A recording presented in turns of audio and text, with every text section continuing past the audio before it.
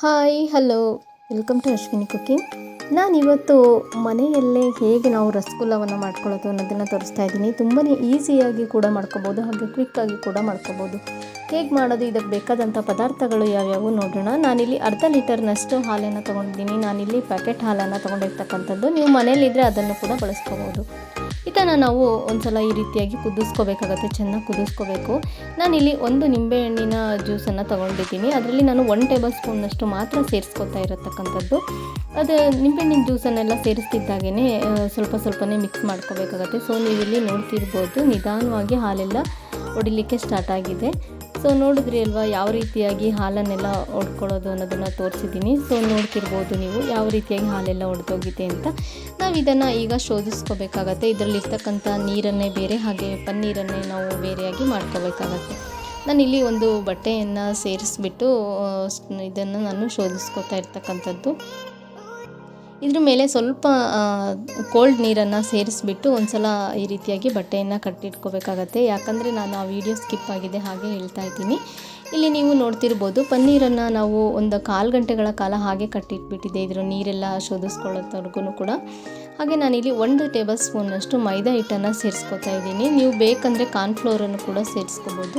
ಇದನ್ನು ಸೇರಿಸ್ಬಿಟ್ಟು ಒಂದು ಸಲ ಚೆನ್ನಾಗಿ ಕೈಯಲ್ಲೇ ಮಿಕ್ಸ್ ಮಾಡಿ ಈ ರೀತಿಯಾಗಿ ಚೆನ್ನಾಗಿ ನಾದ್ಕೋಬೇಕಾಗತ್ತೆ. ನಾವೀಗ ರೊಟ್ಟಿ ಎಲ್ಲ ಯಾವ ರೀತಿಯಾಗಿ ನಾದ್ತೀವಲ್ವ ಕೈಯಲ್ಲೇ, ಆ ರೀತಿಯಾಗಿ ನಾವು ನಾದ್ಕೊಂಡು ತೊಗೋಬೇಕಾಗತ್ತೆ.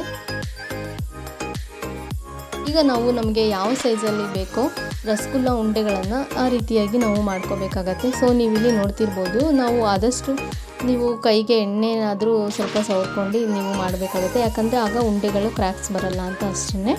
ಸೊ ನೋಡಿದ್ರಿ ಅಲ್ವಾ ಯಾವ ರೀತಿಯಾಗಿ ಉಂಡೆಗಳನ್ನು ಮಾಡಿದ್ದೀನಿ ಅಂತ. ಒಂದು ಅರ್ಧ ಲೀಟರ್ ಹಾಲಿಗೆ ನನಗೆ 13 ಉಂಡೆಗಳು ಆಗಿದೆ.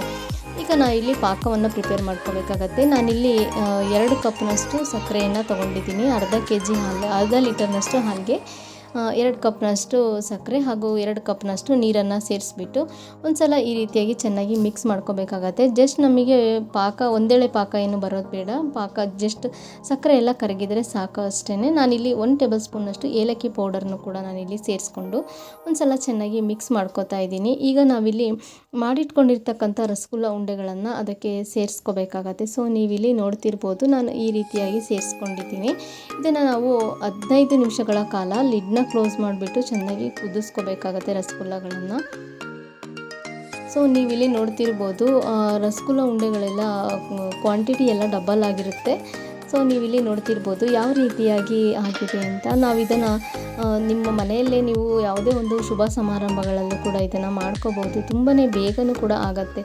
ಸೊ ನೋಡಿದ್ರಿ ಅಲ್ವಾ ಯಾವ ರೀತಿಯಾಗಿ ಕ್ವಾಂಟಿಟಿ ಎಲ್ಲ ಡಬಲ್ ಆಗಿದೆ ಅಂತ ನೀವಿಲ್ಲಿ ನೋಡ್ತಿರ್ಬೋದು. ಹಾಗೆ ನಾನು ಮಾಡೋ ವಿಡಿಯೋ ನಿಮಗೆ ಇಷ್ಟ ಆದರೆ ಪ್ಲೀಸ್ ಒಂದು ಲೈಕ್ ಮಾಡಿ, ಶೇರ್ ಮಾಡಿ, ಕಮೆಂಟ್ ಮಾಡಿ, ಹಾಗೆ ಸಬ್ಸ್ಕ್ರೈಬ್ ಮಾಡ್ಕೊಳ್ಳೋದನ್ನು ಕೂಡ ಮರಿಬೇಡಿ. ಬೆಲ್ ಐಕಾನ್ ಕೂಡ ಪ್ರೆಸ್ ಮಾಡಿ, ನಾನು ಕಳಿಸೋ ನೋಟಿಫಿಕೇಷನ್ ಮೊದಲು ನಿಮಗೇನೆ ಬರುತ್ತೆ. Thank you for watching.